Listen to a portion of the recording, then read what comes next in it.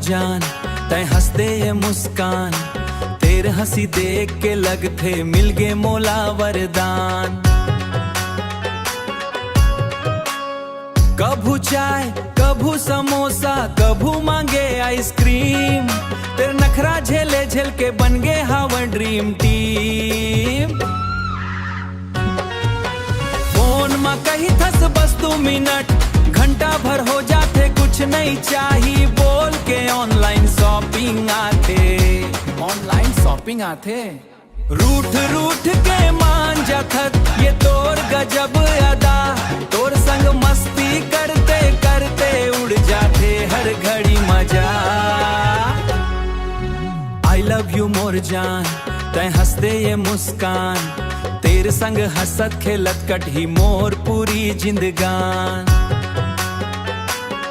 कभू चाट कभू गोलगप्पा कभू मांगे चॉकलेट, तोर खुशी बड़ तैयार हावो चाहे खाली होए पॉकेट, चाहे खाली होए पॉकेट।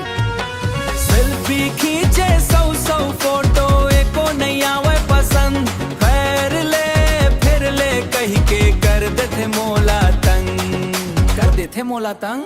फिर भी तोर संग रहिबो ये दिल के है अरमान, मस्ती हंसी और प्यार ले भर जावे मोर जहान।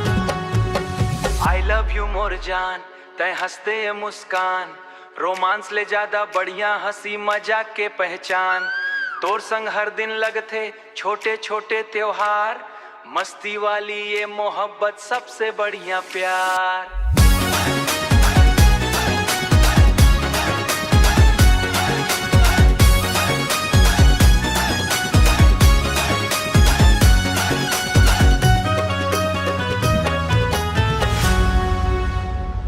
मस्ती वाली ये मोहब्बत सबसे बढ़िया प्यार। अरे बस करता है।